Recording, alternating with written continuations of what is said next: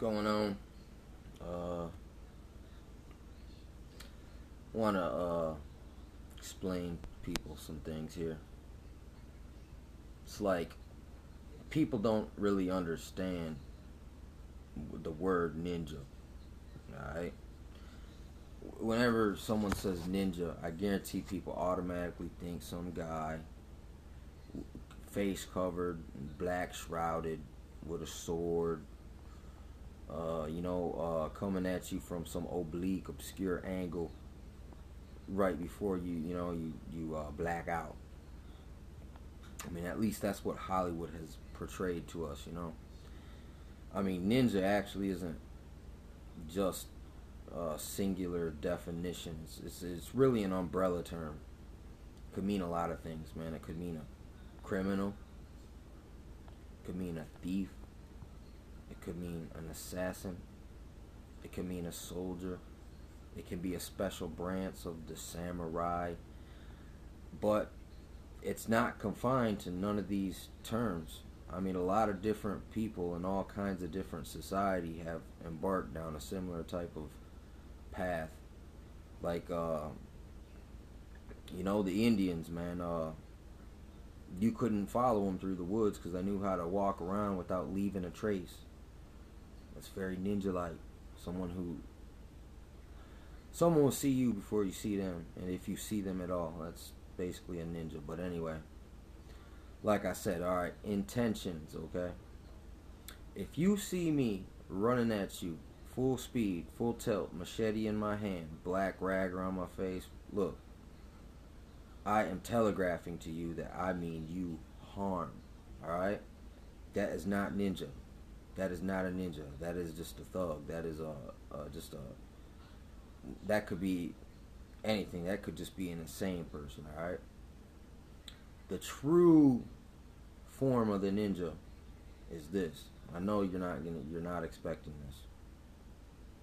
It's a black guy with the mop and a bucket. See, you could be up in a high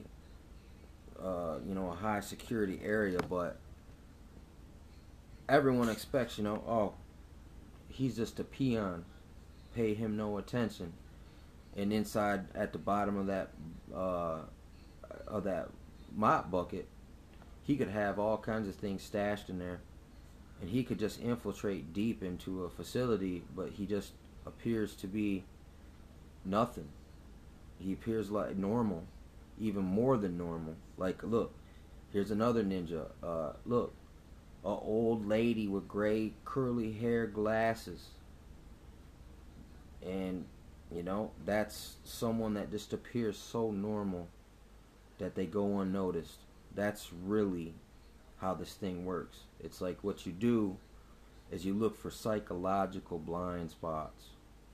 A lot of people have these psychological blind spots. They don't even know it. It was like me. I cut off my beard, toned down the hoodness in my voice, put on a police uniform.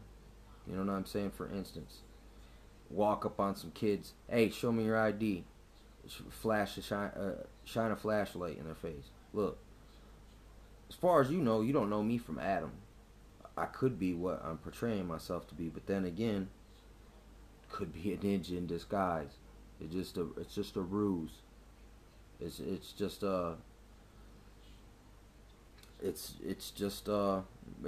simple deception. I mean, not everyone has to operate this way, but I mean, here, if you want to get all crazy and shit and start getting all religious on me and to say, oh, you're evil, you're a deceiver. Well, Bible story, King David. This king, he goes to visit this king, but then this king was gonna hold him until Saul could come take him and apprehend him. So King David played dumb, and he went, and he let drool come down his face, and they said, man, he's mad, get him out of here. So he got to leave, alright, because he played on their psychological blind spot. He didn't lie. He just went and sat still. The drool came out of his mouth, and the guy assumed he was mad. Okay, the guy lied to himself. So there was really no fault in David for this. Plus, he was trying to preserve his life. I mean, we can, uh, try to live until the end. Until the full allotment of our days. That's not. There's nothing wrong with that. Trying to seek immortality through transhumanism or even super soldier augmentation. Now these things, now you're embarking down that mark of the beast path. You know what I mean? Another King David story. I mean, this is Ninja without the title. You know what I'm saying? Look, he crept up on Saul, cut off his garment, and the dude didn't know he was there. That's Ninja.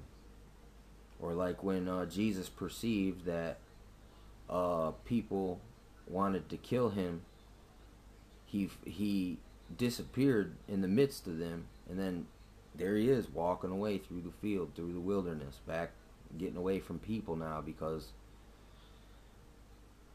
anytime you have a high-powered person, spiritual and intellectual, it kicks up a lot of dust and ruffles a lot of feathers, and people will gnash you with their teeth once again. I mean, it happens over and over and over again. People are just so one-dimensional, one-track minded that they can't bust outside of the shell, man. Bust outside of the box. They just keep going back to the retreat zone. I'm comfortable here, and this is what I know. This is true. See,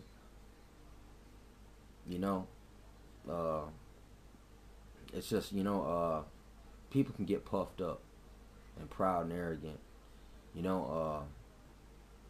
Man, no, I can't do that. I mean, that's your limitation right there. That I mean, I can think like evil people, though I don't. I don't practice what I think about. When I try to put myself in someone else's position for a second, just look, what if I was him, what would I do? It's just as simple as that. There ain't nothing malevolent or evil about that. That's actually how you get out of being totally self-absorbed. When you actually try to put yourself in someone else's shoes and understand where they're coming from or why they do what they do, that's more rewarding, because it might be beneficial to you and that person that you're trying to understand. So it's stronger than just knowing in yourself, when two people through interaction can grow and learn from one another without grudging against one another or judging each other for things that I'm just as guilty as you in a lot of cases for a lot of things. So look, that's why I can brush a lot of things off. You know what I'm saying? Because I've been there before, probably, or at least I've done something maybe similar. So look, it's not like that. But yeah, the word, so look, I let people run and play with that word ninja. When they call me the ninja, it's there. I'm not out there telling anyone to say that. They just say it, and I just tell them. I don't tell them not to. So then they started a rumor. I just didn't do anything, and it spread. And there's a ninja technique in itself, psychological. It's just, I mean, there was nothing evil about that. Because, I'm not a murderer.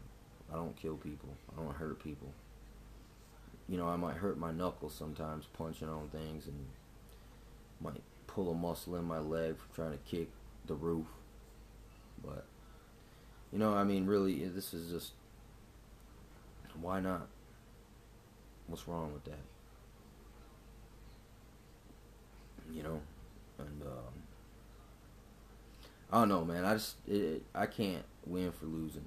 I go this way, I get gnashed. I go this way, I get gnashed. So I just had to grow thicker skin. and that's all there is to it. That's kind of, you know, this isn't a prestigious, rewarding existence. Even, yeah, the same thing, knowing all this Bible things, all it really does is just, it, just rains on people's parade. So, like I said, this ain't about winning or defeating anyone. You know what I mean? This is just about existing through all this whackness. So I've had to adopt some techniques to maintain, and that's out of that same necessity that birthed the real ninjas too as well. But they were a lot more cutthroat than me. They really killed people. Me, I just sneak around, play jokes on people. But I teach as well. You know, share what I know when I can.